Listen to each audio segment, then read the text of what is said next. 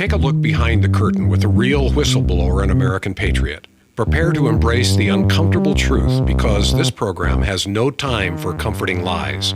Here is civil liberties enthusiast, Second Amendment defender, and recovering FBI agent Kyle Seraphin.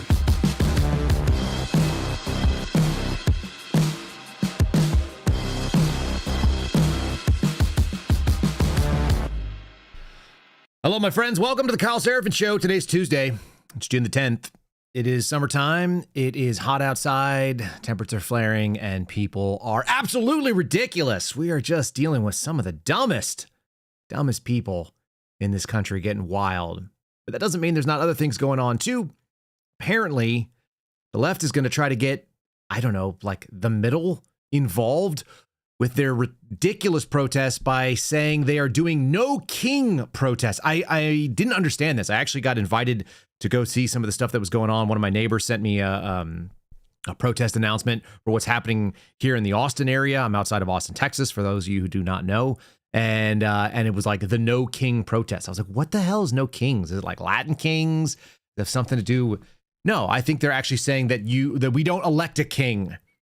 So they want all of you, the sovereign types that want to say that they're libertarian, that say they want to be left alone. This is the same people that think big government is the answer, that actually think communism and or socialism is the proper way that things should go, that we should have a rigidly structured, centrally organized government system that runs our life and possibly hands out all of the income. People who worship the god of government, if you will. Those people are running no kings protest. So, of course, that's what's going on. Of course, that's what's happening here.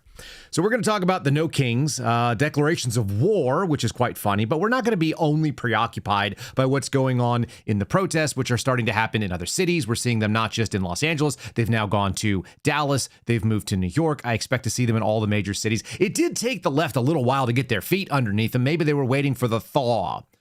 Kind of like the foreign fighters used to in Afghanistan, when you'd have people come in and then things would slow down during the winter. All of my GWAT vets know what I'm talking about. You would get this information that casualties would kick up, conflicts would kick up when people became more active. So now people are in the streets and they're angry and they're upset about Donald Trump, or maybe they're just getting paid to feel that way and they want to get the no kings crowd involved. Very interesting. We're not going to just do that, though. Like I said, we've got a bunch of other things going on, including a recently declassified document that vindicates Garrett O'Boyle and Steve Friend, my friends over on the American Radicals podcast, who do one just after this. If you guys haven't checked them out, it's at AmRadPod. You can find them starting at it's 10:30, actually. It's 9:30 here in Texas. So right after we finish, they're on live on Rumble. Check them out.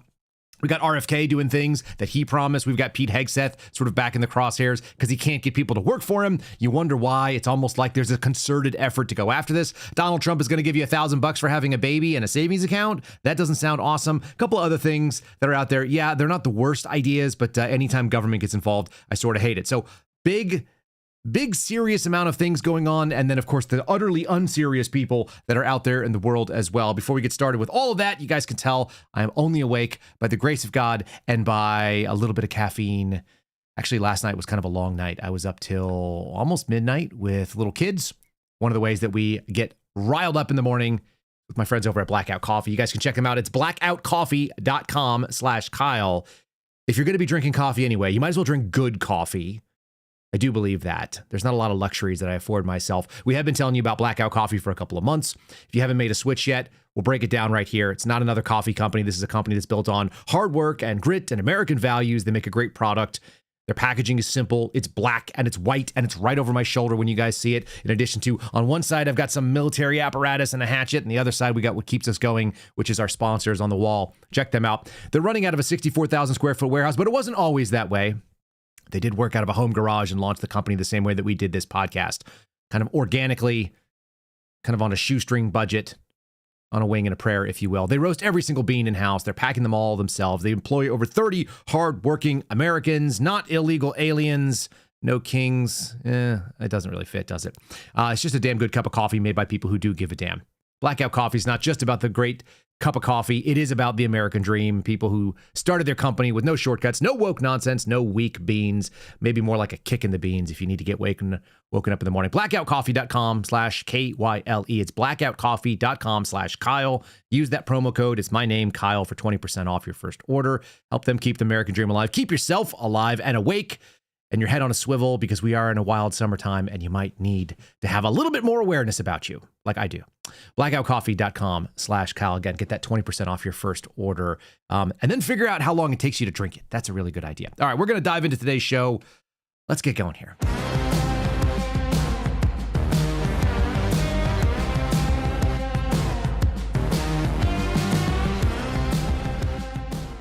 That song is actually called Let's Go, Go, Go. I think I've told you guys that before, but that is what it comes for. We call it, for some reason, I think that's called a title card. I actually don't know what any of the terms are. This is a new business to me, but I do like that song. It does get me feeling like we're about to launch into something. Let's launch into this one. Look at this.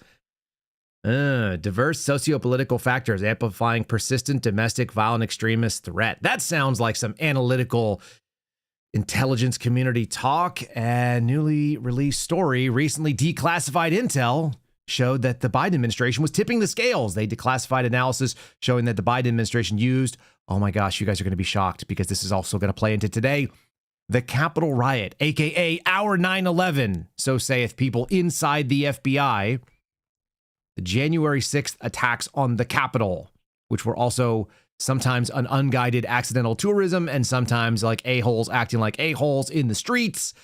That was actually used to inflate domestic terrorism stats and therefore sort of improve on the narrative that there was a huge domestic terrorism threat in 2022 and 2023.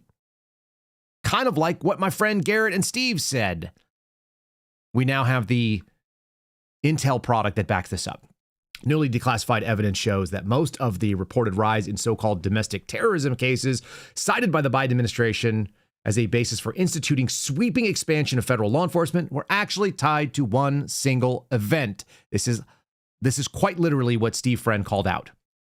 It tipped the scales in their favor. It was the Capitol riot of January 6, 2021. Artificially inflating the domestic terrorism threat was revealed in these newly declassified documents from early 2022, made public by Director of National Intelligence, Tulsi Gabbard, who continues to quietly just get little wins like this. I mean, at the end of the day, we're not going to be able to dismantle the entire intelligence state. But what you can do is kind of poke holes in the legitimacy of it with things like this. This was called Special Analysis. It was a report for U.S. intelligence and law enforcement agencies from February of 2022, showing a 61% of the alleged domestic terrorism cases were being investigated by the FBI at the time. They were all related to the Capitol riot. Another 78% of the arrests allegedly tied to domestic terrorism in 2021, in fact, stemmed from a singular riot that happened in January. Of course, you know what I'm talking about. The Biden administration has long been accusing conservatives and civil libertarians of dodging reality for years. And in fact, what the reality was is that they made up a so-called insurrection and they used that to boost the numbers. Why did the FBI do it? Is it because they hate conservatives? No, it's not. We give you the nuance here because it's relevant to know. The FBI was chasing budget in the same way that you hear Chris Wray, Jim Comey, Bob Mueller before him. Kash Patel is also saying we will always try to defend our headcount and we'll defend our budget because the only victory in law enforcement, the only victory in federal government, let's go broader.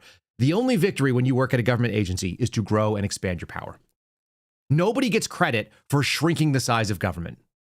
That's an executive function. Maybe a Donald Trump type would, but nobody else goes in and says, you know what? I walked into the Department of Education. There were 15,000 employees when I got there. And when I left, we were down to 3,800.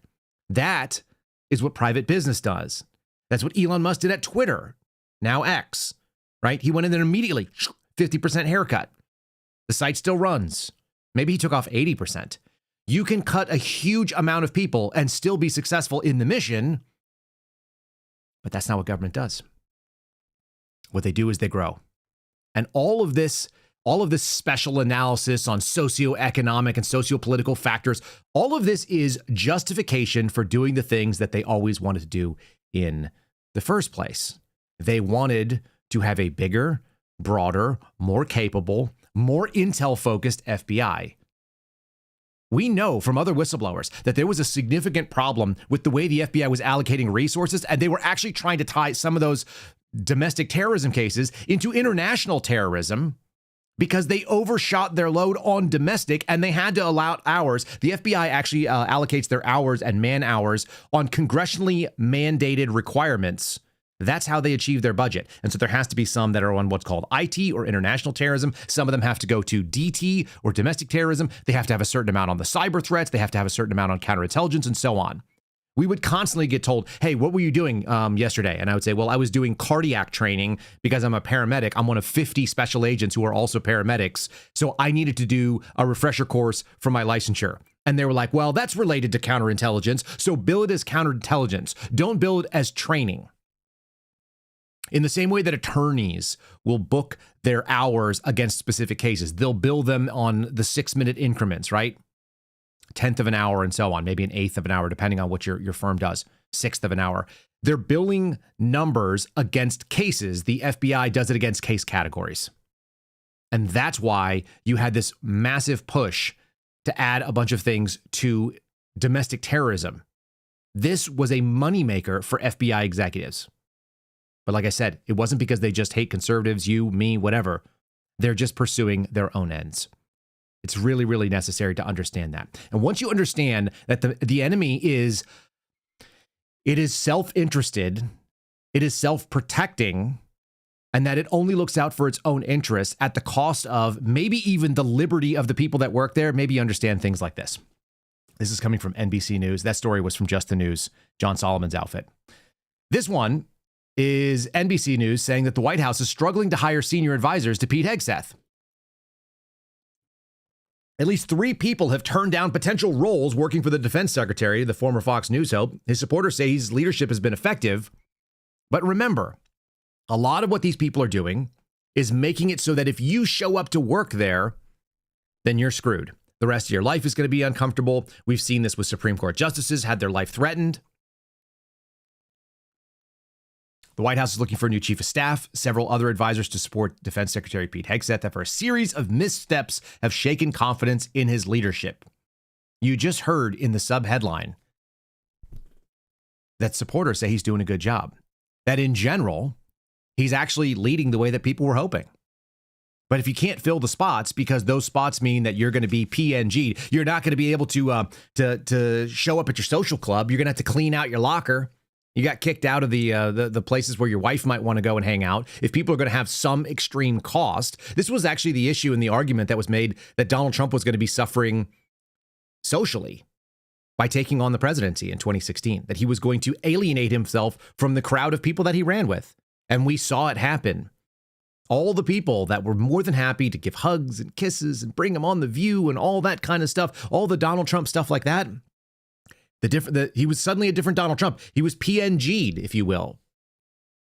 He was no longer a person that people could associate with. Defense top jobs, including the chief of staff, are normally considered prestigious and typically attract multiple qualified applicants, but at least 3 people have already turned down these potential roles, according to a former U.S. official. Persons familiar with the matter. They said they have an active interest in trying to find ways to help Pete Hegseth after he abruptly suspended 2 handpicked senior aides in April, accusing them of leaking classified material during a Fox News interview. And soon afterwards, he announced the removal of his current chief of staff or his previous chief of staff. He did it on Fox News. A lot of Fox News is the only downside. Of course, we have to take it with a grain of salt because it did come from NBC, a legacy news outlet.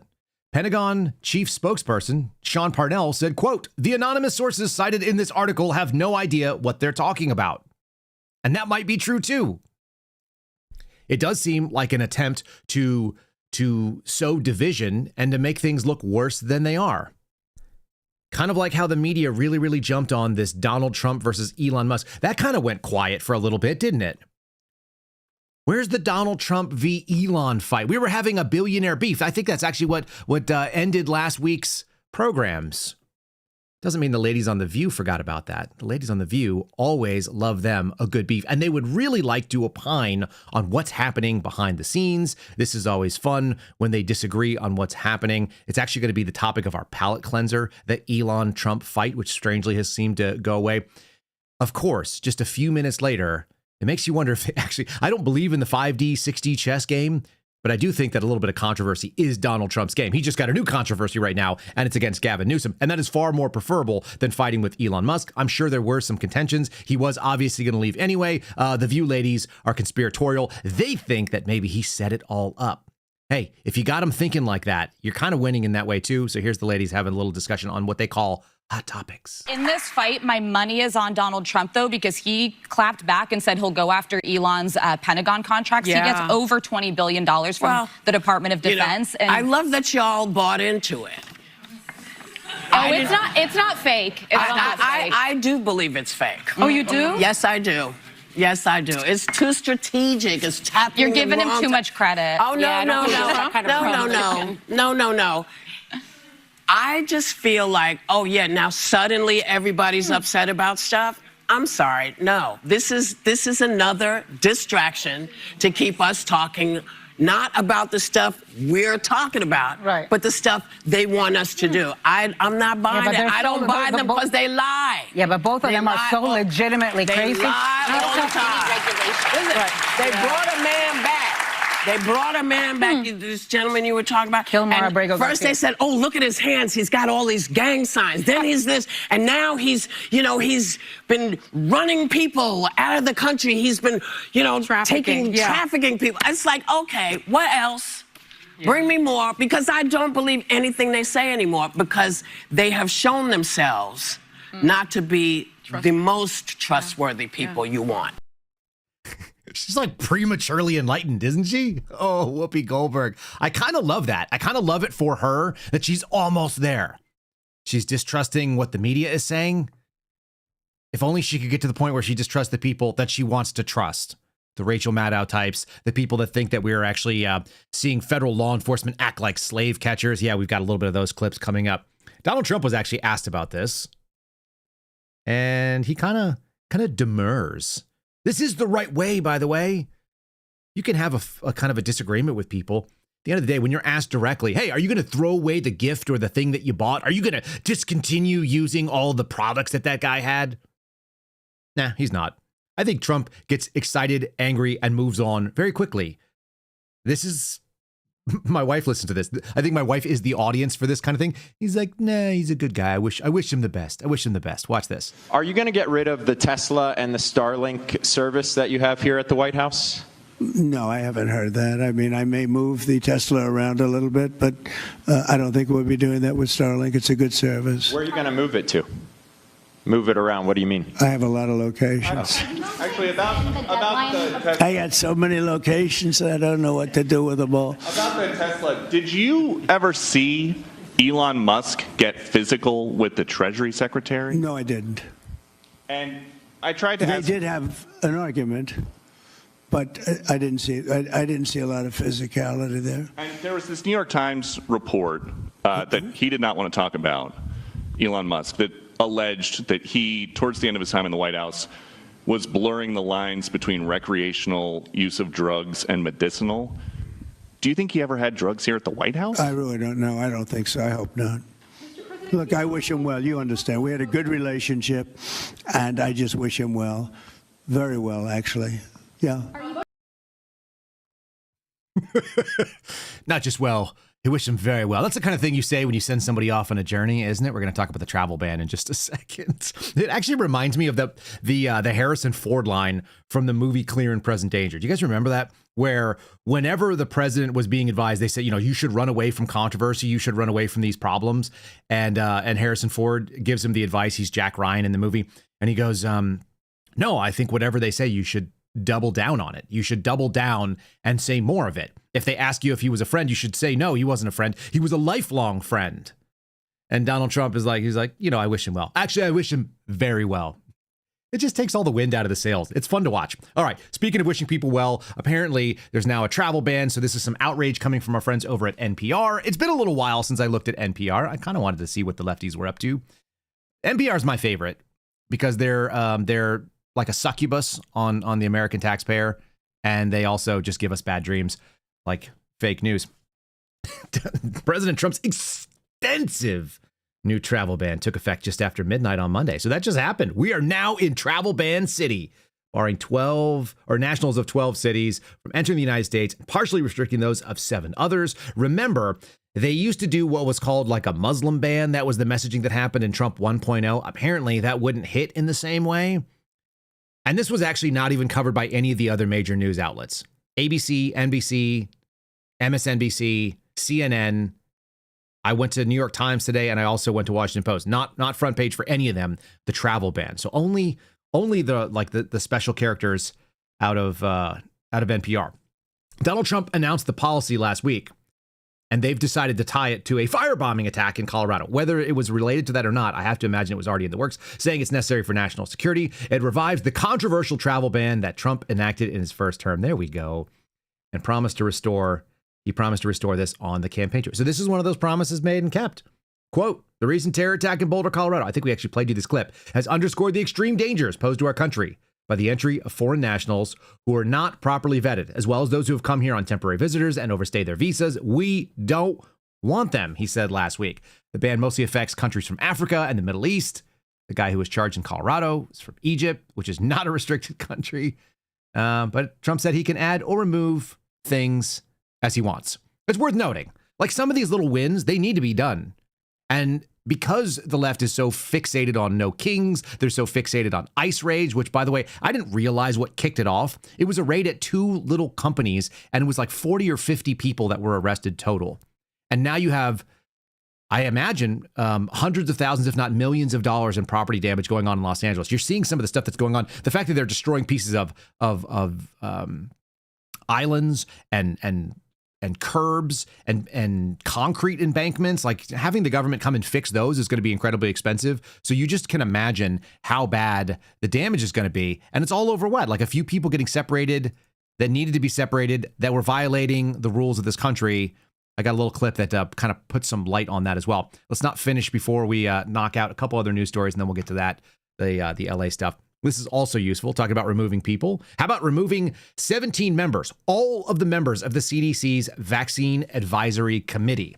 Now, there's some clips that are running around out there right now that are worth watching on social media, and I didn't bring them for today, mostly because they're visual only, and you wouldn't be able to understand anything out of the audio.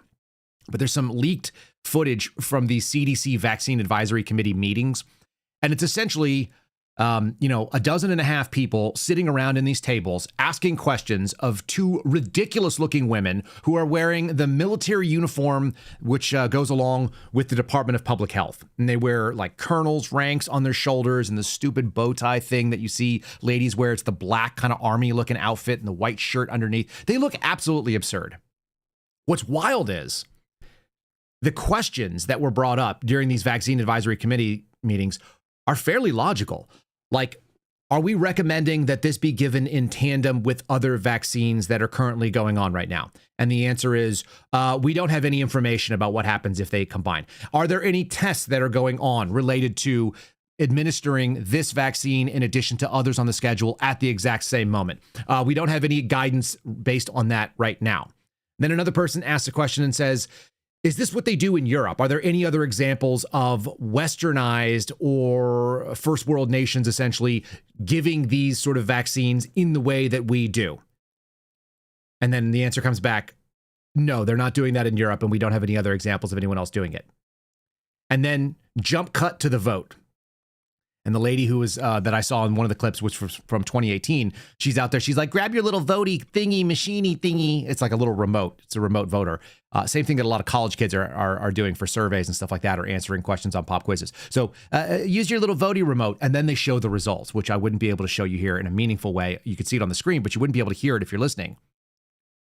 The vote comes in 100% unanimous approval. No abstains, no declines to vote, no voted present.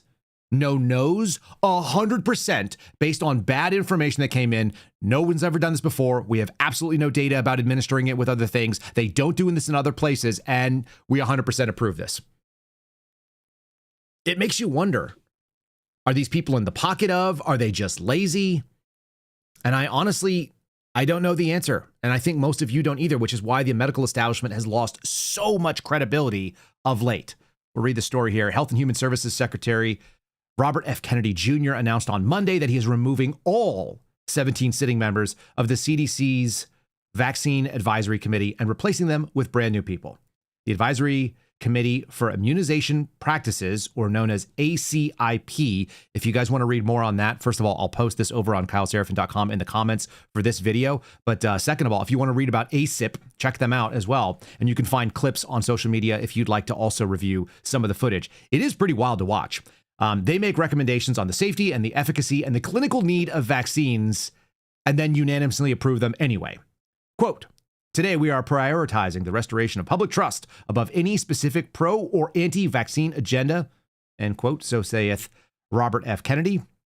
Quote, "The public must know that unbiased science, evaluated through a transparent process and insulated from conflicts of interest, guides the recommendations of our health agencies," unquote. We all kind of thought that was the case, maybe prior to 2020. There's probably a small number of you that thought otherwise. But if you had asked me, hey, are these things evaluated for safety? Let's say in 2016, in 2018, when I had my first kids going to pediatricians, 2019, things like that, when I'm taking my daughters into the office on a regular basis for their checkups, I would have thought yes. I really would have. And at this point, with so many of us opening our eyes, like I said, we're all past where Whoopi Goldberg was, where they all lie, but we only believe in the people we like. Yeah, hopefully you guys are seeing that they all lie everywhere. It's all propaganda everywhere. And you should take everybody in a skeptical manner. You should look at them, evaluate them, and decide, is that really what I'm all about?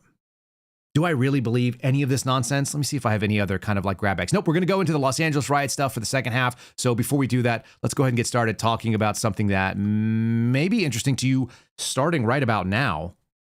Have you guys ever noticed that you don't lose power as much when it's ugly out as when it's really hot? Maybe that's because you live in a state where people are using all of the electrical grid's powers. Check out my friends over at My Patriot Supply by going to mypatriotsupply.com/Kyle. It's a different website than we often promote. Just kind of a reminder, the power does seem to go out when you need it most, whether it's a heat wave, whether it's a summer storm, we got those in Texas here, or it's just too many people that are running the AC at once.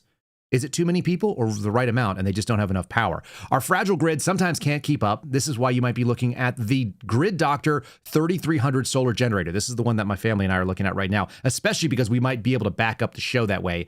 After seeing the power drop, it did not make me feel very good about what I do for a living. It made me think I needed to insulate it. This is a beast with 3,300 watts of off-grid power. It can keep a fridge, a freezer, your lights on, even medical devices, if those are critical for you, running whenever the power grid might fail. We've all experienced power outages, whether it was a brownout or a real blackout, and you never know what's going to come on because it's not you. You have no control over it. If you want to take some of that in control, you could do that. And right now they've got a deal going on where if you buy the Grid Doctor 3300, it's not a cheap item, by the way. It's an investment for sure. They will now throw in 2 free waterproof 200-watt solar panels so you can charge the thing absolutely free. They aren't cheap plastic panels. They are ultra durable, waterproof, built to last through storms and heat, and God knows what else comes your way. You can check it out at mypatriotsupply.com/Kyle and claim your free panels today. They've got a couple of different packages. You can get it stripped down with just the generator and the panels. You can also get it with food and some other things if you guys are looking for an all-in-one solution. If you want to just bite the bullet one time, I'm a buy once, cry once kind of guy. That's the only way that I've ever looked at it. I always spend more money than I'm excited about, but then I'm always good that I don't have to do it again. If there was a time to get protection, it might be now during the summer. Again, it's mypatriotsupply.com/Kyle, mypatriotsupply.com/Kyle. Check it out. Link in the show descriptions. By all means, check that out. Let's get into things that could also take out your power. Dumb lefties who either work at the power station or maybe they work at Ambience Apparel and Home Depot and they got arrested by ICE. Should we do that fun game? You're wondering, are these people, like, what are they all about? What makes them work this way? Maybe they've been listening to Rachel Maddow. First of all, let me just read the story from NBC, which gives the expose on how this kicked off because it wasn't apparent to me beforehand. There's been 4 days. Remember, the Rodney King riots were only real riots after 6 days, so we have a few more days to wait. So saith the New York Times yesterday. 4 days of unrest in Los Angeles. They're over. Whose fault it is? Oh, yeah, it's Donald Trump's push to increase immigrant arrests and deportations, which have led to the arrest of 56 people. We're talking about 56 people. That's not even as many as they should be doing in a single day. And that has caused wide-scale unrest in Los Angeles. It makes me think that there's something bigger afoot, and many of you may as well. Protesters and law enforcement officials and deployment of the National Guard, and now the United States Marine Corps is sending 700 in. How did it happen? It started on Friday when ICE officers began arresting over 40 immigrants, again, immigrants, They didn't say illegal aliens, but that's what they should have said, in raids that were targeting day laborers, people that have no business being there. By the way, day laborers were like a number one source of drug dealers, of child traffickers, of MS-13 gang members when I was working in the Washington area. Lots of them. This Kilbar Abrego Garcia guy was allegedly a day laborer and was set up right down the street from a Home Depot, which is where the MS-13 headquarters were at Casa de Maryland, that I could tell. In any case, they went after people that were working at a clothing manufacturing facility called Ambient Apparel. I do remember there used to be a thing that was called American Apparel. Some of you guys remember them too. They had those like real shady, sort of like almost pedophilic commercials of young girls that look kind of exploitive. But they were all made in America. Isn't that interesting? You can make your clothing in America, but you still do it with sweatshop labor that you're bringing in from other countries. Kind of defeats the made in America purposes, doesn't it?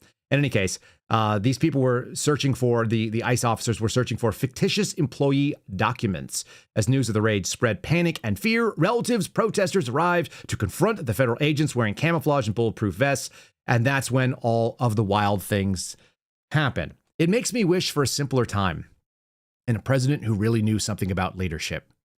It makes me wish for Barack Obama. Some of you also share my desire for a Barack Obama presidency. You remember him, that voice of reason and sanity, talking about you shouldn't come to this country illegally? I do.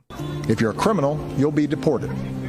If you plan to enter the U.S. illegally, your chances of getting caught and sent back just went up. The actions I'm taking are not only lawful, they're the kinds of actions taken by every single Republican president and every single Democratic president for the past half century. And to those members of Congress who question my authority to make our immigration system work better, or question the wisdom of me acting where Congress has failed, I have one answer. Pass a bill. That guy was so reasonable, wasn't he? He just was the deporter in chief, $400,000 a year, doing more. He was getting more deportations done than Donald Trump is, for whatever it's worth. Makes you wonder, are these people put up to this? Are they completely organic? Is this just an organic group of people that want to stop the detention of these folks? Or are we dealing with people that speak fluent English, wear costumes, and spew socialist nonsense? Like these people could be guests on MSNBC if given the opportunity. They probably could be an NPR host in the street. This is a completely random, totally organic discussion with a man who's giving you land back, it sounds like. He's giving you the you're on stolen land argument. And also, we don't want socialism the way that you think about it in the places where it's failed everywhere. We want real socialism, which has never been tried before. It's almost like we've all heard this before. Enjoy this guy. Like I said, pretty good English for a guy who supposedly didn't grow up speaking it. We don't agree with the term illegal. We're undocumented. We've been here for thousands of years before you guys showed up, screw up everything. We think we should organize together with the U.S. working class and fight together and create a better system. We're anti-capitalist. We think socialism does work, real socialism, not Venezuela, not Cuba, not any of that crap that they try to sell us as socialism. And we believe it would be a more humane system that will take care of most of all people's necessities. Is there a country we can look to kind of model the socialism idea? The only model would be Soviet Union the first 4 years. After that, it became a mess. Sadly, there was a bureaucrat leadership that grew out of that. But it has to do mainly with the attacks of the U.S. and all big powers against that system that was working.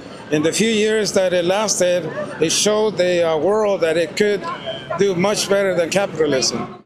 Yeah, that's what I was thinking too. The USSR was way much better than capitalism the first couple of years when they killed off all the kulaks. Yeah, that sounds good. That sounds fine. We're going to just try to get to like a 1918 style Soviet Union, apparently. So saith this guy. Interesting. It was a class struggle that he was bringing on there. It was a liberation of the workers of the world unite bit. It was the capitalism failed and that we were here before you. And so there we have this sort of argument to authority pre-existing you. Los Angeles Times jumped in on the commie. Sorry, this is a reprint from the Washington Post, but for some reason, no, this is Washington Post. Bear with me here. Quote, he's waging a war on us. Kind of like that guy was talking about. Trump escalates. You know what? It's never anyone else's fault for acting. People are being forced into action. They can't help it because Donald Trump is making them defend their cities. That's what this says here in the Washington Post. Angelenos defend their city. I kid you not. Across the vast metropolis, residents denounce what they consider an attack on the very fabric of their city, on their neighbors, on their coworkers, on their family members, on the people that are sucking up all of these resources that are not paying for it. This was already a city on the edge. Why is it a city on the edge? I wonder. Because it's Los Angeles? Because they're almost out of money? Because they were on fire? Because they didn't have any water? Because they're poorly managed at the state level and the local level? Because they have a communist that runs the city as a mayor? Because they were dumb enough to put in people that were Soros-backed DAs and decided not to go after criminals? All of those things, that's not the problem. It's Donald Trump. He's obviously a king, hence no kings. First, a series of immigration waves sent ripples of fear through one of the nation's largest undocumented communities. Again, the communists told you, we are not illegal. We're undocumented. And it triggered protests. And then Donald Trump circumvented state leadership to deploy the National Guard, sparking more unrest at times that turned into violent conflict. It's almost like these people all come from the same cloth and they all say crazy things. You almost wonder where they come from, that they learn how to write like this, to talk like this. This was written by someone called Reese Thibault and Molly Hennessy Fisk. Maybe they were educated by this guy, Ron Gutierrez. He's a high school history teacher and also a barrio organizer. This is from Democracy Now! We should at least know what the other side is saying. If you don't hear what they're saying, then you're not going to know why they think like this. This is also a strong argument for getting your kids out of schools and putting them into your own house where you can control the information they get instead of garbage like this guy is. Look, he's fit. He's semi-articulate, although he doesn't sound that articulate to me. He sounds articulate compared to a child who doesn't know anything. And he's got a position and he's going to defend it. And it's being elevated by, quote unquote, Democracy Now! Here is this high school history teacher. Yeah, good morning. Thank you for having me today. This weekend was marked with absolute and total violence, brutal repression, and attacks, coordinated attacks against our community. ICE agents have been around all over Southern California, kidnapping people, tearing apart families, and we see this as an attack against our people. And so that's why you see young people, the community coming out and resisting this repression. We are tired, sick and tired of these attacks that are dividing and separating our families. And so that's why when we have these protests, they have been peaceful, but when the repression comes from the state, whether it's the sheriffs, the LAPD, or on Saturday, for example, in Paramount, California, it was the Border Patrol, it was brutal violence. They shot thousands of rounds of tear gas, of flashbang grenades, of all kinds of repressive instruments used against the community, but what they didn't think was going to happen was that the people would resist and would fight back. And that's exactly what happened in Paramount and in Compton, California, where for 8.5 hours, the people combated in the streets against the Border Patrol. And after 8.5 hours of battle, and it was a battle because there were people throwing back tear gas, people throwing anything that they could to defend themselves and to defend the workers that were being surrounded by over 100 Border Patrol agents. After 8.5 hours, the Border Patrol, the sheriffs had to retreat. They had to retreat because of the fierce resistance of the community, and the hundreds of workers that were in the factories around them were able to escape. They were able to go to their cars and go home. That was only thanks to the resistance that allowed them to go home that night. And so that is one clear sign that if we organize ourselves, if we resist, we can defend our communities from ICE terror, from the Border Patrol, or from any federal agency that wishes to separate our families. All right, so it's about families, it's about workers, it's about resistance, it's about community, it's about standing up, it's about they're waging a war, it's about we are righteous. They have basically framed the world in this struggle, oppressor versus oppressee, right? It's all Marxism. You wonder where they get this stuff. Again, high school teacher. Certainly they don't think that way in the administration, do they?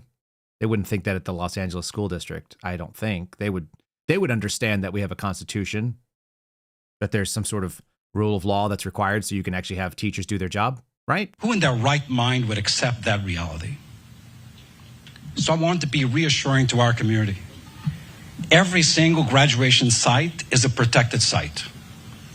I have directed our own police force to redouble their efforts and establish perimeters of safety around graduation sites to intervene and interfere with any federal agency who may want to take action during these joyous times that we call graduation. Not on our watch.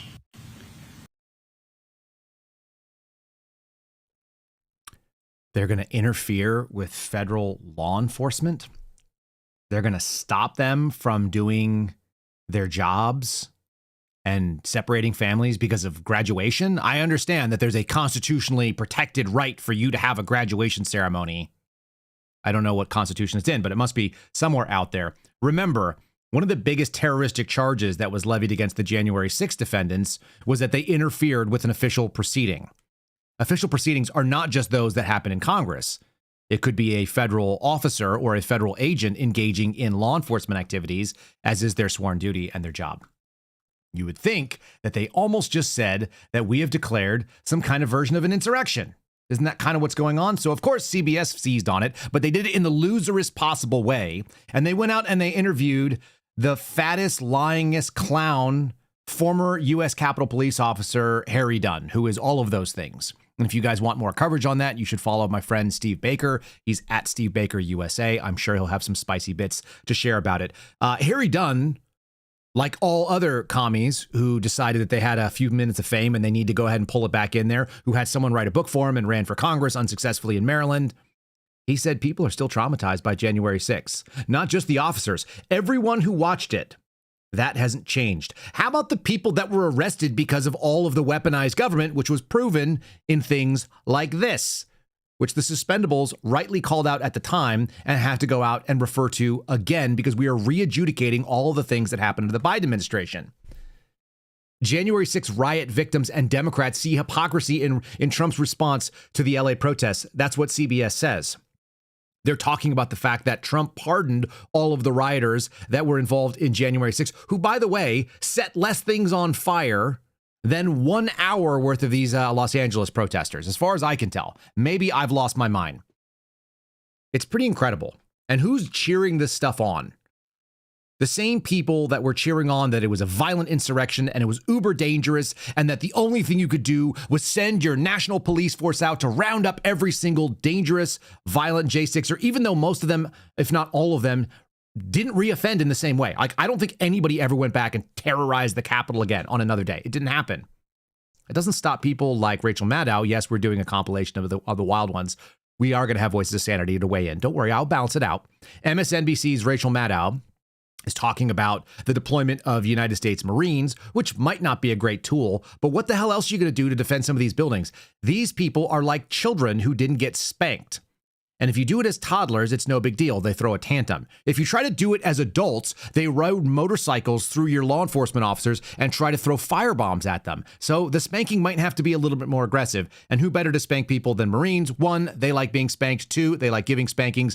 3, we might see a surge in the population in Los Angeles. You put 700 Marines in in an area full of other law enforcement and ladies. You might have some little Marines running around shortly. In any case, Rachel Maddow is going to go ahead and make it about Donald Trump, but she's going to make it about how he's failing.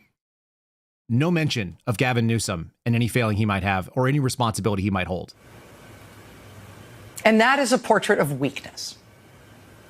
Right? That is what you get when you have a supposed leader, a supposed strong man even, who can't figure out how to get the support of his people. And he knows it. That is what you get when you have a weak president, an unpopular president who sees the people are against him, who can't defend his actions, who is losing support over time and not gaining it, even on the issues where he thinks he's supposed to be strongest. This is a president who has no other ideas and no skills to get him out of this political pickle that he is in, and who has therefore rushed right to the end and has decided that if the people are against him, well, then he... So that's grown-up propaganda. And then again, we have the school propaganda, which is coming from the other end of it. So you've got young people coming in and they're getting excited about things that they don't understand. You got dumb people that listen to Rachel Maddow, who is very articulate. And she has all kinds of things. She may or may not look like Mark Cuban. And she says she says it in a very polished way. It sounds like she is delivering something that you should listen to until you listen to the words and you go, that's ridiculous. Are they trying to goad Trump into this? What's funny is that every interviewer wants to bring up the Insurrection Act. They all seem like they're really, really excited to push this moment to a climax. They're going to get what they want. It turns like if you keep doing it. I listened to Jesse Kelly talk about it. It's the decision dilemma that communists always write about and push people towards. They frame things in the same way that they frame the argument that it's about families and workers and struggles and righteousness and the cause and liberation and all these things that sound okay if you're dumb and you don't know what those words mean. Those are all code that is calling out to the other comrades out there. But they try to frame the discussion so that there are only bad choices. Do you let cops get beat up and you lose rule of order? Do you let Marines come in and spank with a hard hand and then deal with the ugly optics of it? We need to continue to show people who it is that's riling these idiots up in the background. And they sound like this. This woman is the head of the largest teachers union in America. She's a female bootleg wannabe lunatic Martin Luther King Jr. type screaming about it. Remember, I'm pretty sure in the Declaration of Independence it says that you have the right to pursue justice. Again, these teachers, get your kids out of schools. Listen to this crazy nonsense. We the people! We the people! We the people! Yeah! All of us have that right to life, liberty, and the pursuit of justice! I don't think we do. I don't think you can do that. And of course, we got to try to make it about ourselves. So Gavin Newsom says that come and arrest me. He was saying that about Tom Holman the other day. The pursuit of justice would be maybe having that guy account for the things he's done. Donald Trump said he would do it. Tom Holman's like, no, we're not doing that. We're going to just get the wackos. We continue to have people say that they want to fight. Again, you saw them. They framed it in the words of war. And they're using riled up and emotional rhetoric to get it done. NBC is reporting that the Trump officials say, yeah, we're happy to have this fight. Why would that be? Maybe because Donald Trump looked at it the last time and said, we went half measures and we should have gone full measures. We watched what happened in 2020. We saw that this country basically spiraled for an entire summer, 100 days of riots in Portland. You had autonomous zones being set up in Seattle. We saw that there were green zones being set up in Washington, D.C. Trump himself was driven into a bunker. I may or may not have discovered some of the equipment that I liberated during that time that I might have to go use. I've been invited to go down and see some of the No King protests on Saturday in Austin with the InfoWars guys. So I'm going to probably go hang out with them. We'll go see what it's all about in Austin. It is expanding. It's expanding because representatives from places that have nothing to do with California and don't necessarily even represent these constituents are all really interested in having this fight. And thank God, like I honestly do believe it. Like Trump administration is like, yeah, fine, let's do it. We'll lean into this. We've got 3 years before we have to deal with another election. This is the best time to do it in the first year. Let's make it happen. Here's Pramila Jayapal. She's a representative from Washington State. She's also doing her impression of Martin Luther King Jr. or whatever this is. They all sound terrible. Like I think people should play the audio back. You could use this in SEER school torture, guaranteed. This is the worst thing to listen to from the worst voices, but it is whipping people up into a frenzy, if nothing else, because they don't want to hear her say this anymore. So they're going to go do what she says. Here she is getting all excited about ICE detainees and can we fight the Trump administration? And Donald Trump calling out the National Guard unconstitutionally, illegally, without the governor's authorized approval.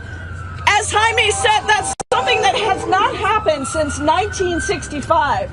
And it's hard to imagine that this time the National Guard were sent out to attack protesters that were exercising their constitutional obligation.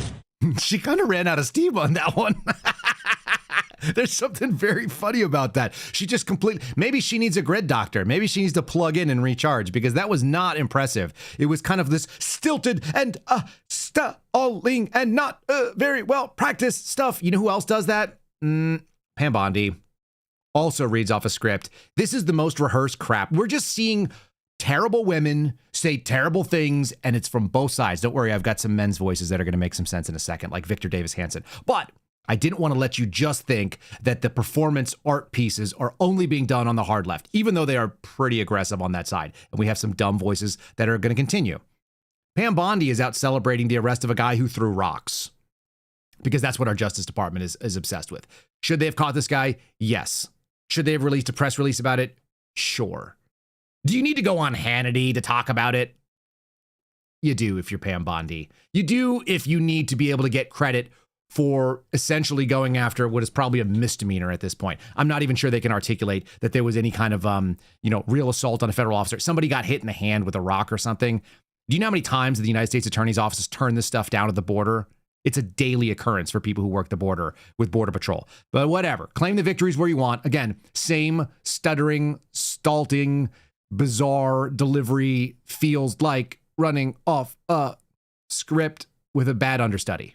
The cinder block case, Sean. Remember that case? We have breaking news right now. The case where the guy was breaking up the cinder blocks and he was throwing them at police cars. The federal officer had injured his hand. He was wearing a mask. The FBI has identified him. Bill Escalating, our incredible U.S. attorney out there working with ATF, DEA, and the FBI have been doing a remarkable job. That guy has just been identified, and they are doing a search warrant on his house as we speak. As we speak. Has just been identified. Is it a question? Why are you up talking at the end of this stuff? I really do. I just stop doing media. Go do your freaking jobs, people. Equal opportunity here. We're talking about a guy who wasn't breaking up cinder blocks. Obviously, Pam Bondi has never once seen a cinder block. Cinder blocks are poured concrete. They come in the shape of either an 8-inch or maybe a 6-inch, or usually they're in 16 by 8 by 8. Right? They're used for building modular things. I built steps with them. You can pour concrete into them. The cinder block guy, he was ripping stones out of a ornamental part of an island. And there's plenty of examples of this stuff being terrible. And breaking concrete and throwing it at cops, not great. Showing up to talk about things that you don't understand and using words that you've never used before because you've never been anywhere that you've gotten your hands dirty. She's 60 years old, by the way. So kudos to her for looking a lot younger. I wonder if she has a portrait somewhere that's aging while she's not. In any case, there is a worthwhile discussion to be had about who is organizing these clowns that seem really, really fixated on targeted types of destruction and violence, bringing hammers and breaking up the pylons that keep cars away from the federal building, smashing pieces of the concrete that is, part of the curb structure of the streets and using those as weapons. You can show up with weapons, but showing up with a hammer to chip and chisel your own weapons and nobody stopping you, it does look really strange. Here is the police chief of the Los Angeles Police Department. His name is Jim McDonnell. He's saying he's not saying that they're paid, but man, it sure sounds like he's talking about paid, organized, specific, kind of terrorist activity. The same stuff we saw in 2020, where these people kind of are the Rent-A-Riot crowd and they travel around the country doing so. It's almost a joke at this point. At least we're hearing law enforcement talk about it being real. But when I look at the people who are out there doing the violence, that's not the people that we see during the day who are legitimately out there exercising their First Amendment rights and to be able to express their feelings about the immigration enforcement issue. These are people who are all hooded up. They've got a hoodie on. They've got face masks on. They're people who do this all the time, get away with whatever they can, go out there, from one civil unrest situation to another, using the same or similar tactics frequently, and they are connected. Some would call them anarchists or by any other variety of names, but they're people that we run across routinely, city to city. And this. God forbid you call them what they are, Antifa. Yeah, but I love the idea that anarchists are organized. There's something very, very funny and amusing about that. Folks, if you're watching the stream right now, if you're watching over on Rumble, will you give us a like? Just give us the little thumbs up thing. It looks like this. Do the same thing over on YouTube. It's rumble.com/Kyle Seraphin or youtube.com/@Kyle Seraphin. You got to put the @ in front of it to get to the main channel. You'll always find our featured video, which is going to be the Sunday sit down, and you'll see whatever's coming up next, or you'll also see what's going on live. If you guys want to follow us over on Locals, I do always post all the articles that I reference over there in the comments to every video, so you can do that at kyleseraphin.com. And then lastly, Spotify, you can share the show with a friend by just sending them a link that says kyleseraphinshow.com. They'll at least have an idea of what they're getting into. Again, it's a one-man program over here. This is how we do it. In fact, if you guys are noticing, for those of you that keep score at home, and by the way, our Rumble crowd always does, I moved the lighting upward. I'm taking advantage of the taller ceiling right now. Anyhow, that's how we do it over here. I got a bunch more stuff that we want to get into, especially this. We talk about the professional riot. I don't know what makes somebody decide to run a motorcycle into a police line, but BG on the scene captured some of this footage. This does seem very concentrated. Look at this. Of course, he's got the foreign flag on, and people are cheering. Kudos to the cops, by the way. I watched this like 20 times because I wanted to see the stiff arm to the face. The cops there throw like an elbow. As a motorcycle rider for many years, in fact, for years when I lived in Los Angeles, I only owned a motorcycle. I do not want anybody trying to like horse collar my head while I'm on a bike. That sounds catastrophic. So there's going to be another motorcycle rider who decides like one person on ground is not enough. Let's do it twice. And this one appears to be a lady. Again, I don't think people just sua sponte decide this is what's going to happen next. Of course, wearing Mexican national colors and just got clown smashed in the face, falls backwards off the bike goes down, the officers roll in there. You see about a mixture of people who are ready for riots. You see a mixture of people that are ready to photograph those riots and get those viral moments. Some of them on the right, some on the left. Look at this guy, cowboy hat. Got his rig stuck in the air. That looks a lot like my rig. You got people wearing skateboard helmets now with the word press written on it, taking their pictures. Yeah, and then you got the cops just firing back volley after volley, which is fun. All of this stuff feels staged. I mean, I don't know any other way to look at it. And like I said, the feigned reaction of anger and violence about this, does anybody actually see what's going on and go, hey, we don't need this crap? How about Jexa Levinson? She's a professor of American law at Loyola Marymount University, where my little brother went to go to law school. I think my brother is still down in the Southern California area as an attorney. Maybe he had Miss Levinson as one of his professors. She's talking about this. She's trying to say that Donald Trump is to blame. This is a calm voice, so this is an easier to listen to lady. And the best moment in TV happens when, while she's talking, live footage shows firebombing of the California Highway Patrol officers that were stuck underneath the bridge and are being besieged by guys that are up on top on the overpass. So we're going to enjoy this little minute. Like I said, if you can't see it, it's worth looking right now to watch the firebomb drop. And the anchor has to break in and explain to her what they just showed as she's trying to calmly explain that, maybe the Insurrection Act, maybe this is Donald Trump's fault.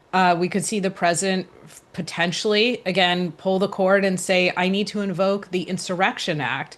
As I'm sure you've been talking about, the Insurrection Act would give the president more authority to not just federalize the National Guard, but to say that the National Guard can actually act as domestic law enforcement, that the military on U.S. soil can search, can seize, can arrest. Yeah. That's not something that we're accustomed to. So I'm looking to see, obviously, what's happening right now, but also how the situation evolves and how the president reacts. And we have seen the president allude to the fact that and we're watching, sorry, Professor, there's a split screen here on the right side of your screen. We're seeing continued demonstrations, and a firebomb was just thrown down off of the 101 freeway overpass onto one of those CHP vehicles below. Did you see her? She just bites her lip. She's like, yeah. Maybe an Insurrection Act might be necessary when people are firebombing the cops. The absolute best moment that came in, same ABC 7, so this is another local LA station, it sounds like. The best moment on television of the riot so far. This is the fiery but mostly peaceful moment of this LA kind of little last 5-6 days. It came from a guy who said some people just want to have a good time and burn a car. Like when your friends just decide, you know what? It's not hot enough this summer. Let's go out and burn Bob's Jeep. Let's go take all of our gasoline canisters, go dump it on there, and then light them on fire and just enjoy it. Like warm the kids, roast some marshmallows over the toasted engine block. I kid you not. This is live TV on ABC 7 where the guy is excusing some people just want to have fun and burn stuff. Large group of people. It could turn very volatile if you move law enforcement in there in the wrong way and turn what is just a bunch of people having fun watching cars burn into a massive confrontation and altercation between officers and demonstrators. So you got to be careful the way you send cops in when some people are just trying to enjoy a flaming vehicle, like people just do. In the Rodney King riots, but this is totally nothing like that because it was much more widespread. I'm not even sure how that guy said that with a straight face. What a weird ideological perspective. But again, when you start couching this in terms of Trump is waging a war against us, the administration says we're happy to have this fight. of course it's going to start spreading and it's going to start moving broadly across the country. This is another article that came in from the folks over, I think this is KERA. This is a NPR station. This is saying hundreds of people are protesting ICE in Dallas. The Trump administration, they're being protested in response to what's going on in LA. Of course, they managed to find a guy wearing a Mexican flag. The Mexican flag is brand new. Obviously, all flags start in a bag somewhere and are probably folded up, but it's nice that this thing didn't get any airtime until the guy bought it to go out there and totally do this very, very organic movement of resisting the Trump administration. You can't make it up. It's very fun to watch. How about some sane voices? CNN would like to hear about the Insurrection Act. They got Ken Cuccinelli, who's the former acting Deputy Secretary of Homeland Security under Trump's first term. Asked him, hey, man, do we pull this out? And he was like, well, let me just explain to you what has to happen. There has to be an escalation. There has to be a ramp up. We've got to get the right number of people in. And if you can't control it, then yeah, you take the next step. That's what a grown up does. You ask, you tell, and you make in law enforcement. Ken is actually making a pretty cogent argument here, I think, that they're not there yet, but they might get there and it might be necessary. Do you think that President Trump should invoke the Insurrection Act? Well, that is effectively a function of available resources. So when they fully ramp up what they think is the optimum number of National Guardsmen, and if they still aren't quelling the violence, then yes, is the short answer, just as it was done in LA back in 1992. And so that's what that tool is for. And the president has made it clear that unlike his first term, he's willing to use it. I think we all take him seriously on that. He's already moved National Guardsmen in a way he did not during the riots in 2020. I can tell you, if you think of Portland, Oregon, where we had 340 officer injuries in the summer of 2020, 340 officers injured. And the governor Brown there would not bring in the National Guard, and President Trump didn't override it, as he has the authority to do. I hear you, Ken, but you raised several times. You raised a very serious thing, so I just want to ask you. You said the Insurrection Act, it's really a matter of available resources. Yeah, it's really a matter of available resources. Can we just go back and hone in on it? Because they want to just say the word insurrection as many times as they can. The fact of the matter is once you ramp up and you've done what you can do, and by the way, the FBI could have done a lot of things in Portland that it didn't do. How do you know that? Oh, because I was there. I was actually there in September at the end of the summer. My team got deployed there. We had 6 different specialty surveillance units to identify members of organizing parties that were involved in creating this unrest. And when we got there, the in-brief was, this is Portland. We love our activists. Antifa is an idea. It was given by a 6'8", 350-pound, like doughy soft intel analyst. And the entire command post was being run by an attorney, by what they call the ADC, the assistant counsel. What is it? ADC, the assistant something counsel. I can't remember. You had lawyers and intel people running Portland. And what happened was they didn't have operational people, so no one did the work to actually bring these people in. We identified all the people that were involved in organizing the nightly unrest in Portland, for whatever it's worth. There was no appetite to go after them. They're showing a different attitude today, and that's good. And they're going to do it in the face of kids in cages, separating families, all the things you heard those teachers try to rile people up, inflame the passions, la pasión. They're trying to do it about what? The workers and liberation and our families and our community and all these other Marxist nonsense, all this other communistic garbage. This is Brad Todd, who's on CNN giving kind of a reasonable pushback. We lock up Americans every damn day. That's why none of this stuff rings true. It doesn't matter whether you put a BLM flag on top of them or a Free Palestine flag on top of them, or you put them out there with a Mexican flag. All of the people are the same. Their goals are the same. And it's just to destroy the system that already exists. They don't actually have nitpicking problems with immigration enforcement or specific the way that black people are treated in this country. They're not dealing with whether or not there's some foreign conflict the United States is engaged in. They just want to create chaos here. I've seen them in Portland. I'm telling you. You saw them in DC too. These are not ideological actors. They are going to create chaos, and out of that chaos, they're hoping they're going to get whatever their order is out of it. And their order is Historically horrible. It results in millions of deaths. And you heard the guy earlier in the sombrero. They deny that. We just want the first 4 years of the Soviet Union. Anybody want to go read a history book? Maybe that's what happens when you have a history teacher that's also an activist. Here's Brad Todd. Brad, what are you thinking? Well, we got to this moment because California has a sanctuary policy. The state law forbids local law enforcement from cooperating with, or local government from cooperating with immigration enforcement. We have immigration laws that govern the entire land, and California is willfully ignoring them. California's left-wing politicians set this up. If California had long been cooperating and helping enforce immigration laws all along the way, this would not be. It's not the whole state. You do know that some of this is jurisdictions. There are certain towns that do. Yeah, but there are certain towns that absolutely have cooperated with federal authorities. Shouldn't they all? You know, this is part of the issue that is always interesting here is when Republicans want to talk about states' rights. It's about states' rights when it is something that they're interested in and not when it is something that perhaps Democrats and their states are interested in. And so I think... But we've all agreed on what immigration laws are. Well, there's not a state We're going to talk about this more in the hour. Remember, Obama said pass a law. There are laws, like there are legal ways to immigrate. There are legal ways that you can come into this country, and there are illegal ways that you could do it by like just showing up and doing whatever you want. That's why an immigration officer gives you a hearing and you have to come back in front of an administrative judge. Did you hear her just bring up states' rights? It just makes me think, like, did we ever have a battle over quote unquote states' rights and or slavery? And were people on the left on the wrong side talking about states' rights? Holy crap, lady. Like, do they just not have, they are completely unburdened, I guess, at this point. Like, I'm actually gobsmacked. I've seen that clip 3 times. And every time I listen to her go, but you guys only care about states' rights whenever the states' rights are like benefiting you. Really? How about gun stuff?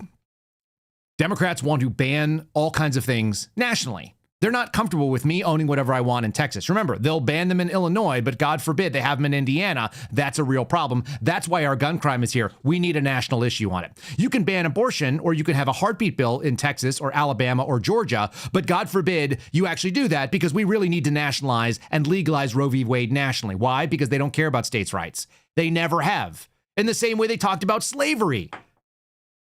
It's pretty incredible that you could be on the exact wrong side of these things. And you literally made an argument to the Ku Klux Klan and all of the racist origins that you claim to be against. So let's just do a political analyst and a professor. His name is Eddie Glaude. He's at MSNBC. And he's talking about the fact that basically cops are slave catchers. We all know this deep down, don't we? Now that folk have their red meat, now that they're going to see the spectacle of quote unquote LA on fire, which it's not, right? What will happen? Will he activate the ugliness that got him in office in the first place? Will folk now declare why they love him?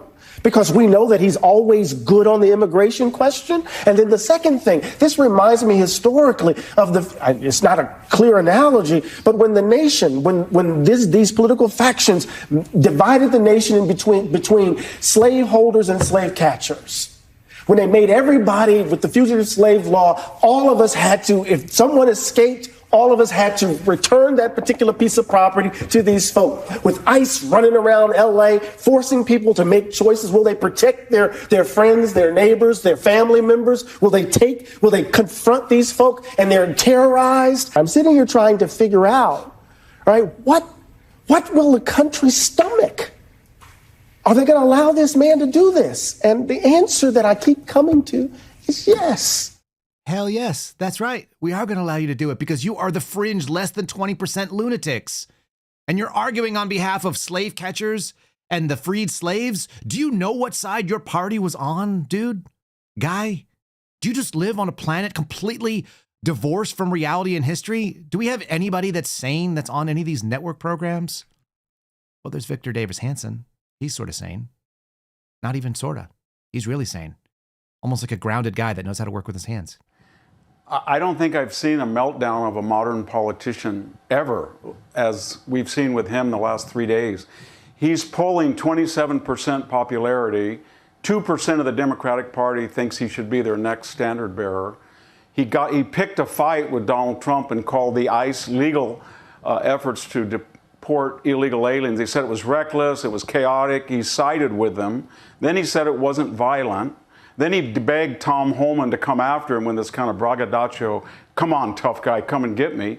And then he picked a fight with the Treasury Secretary, and he announced that because we pay $80 billion more than we get, we might not pay any taxes to the federal government at all. I mean, that's 1% of the federal revenue is California's so-called imbalance. But that was a felony to advise California taxpayers not to submit to the IRS what they owe.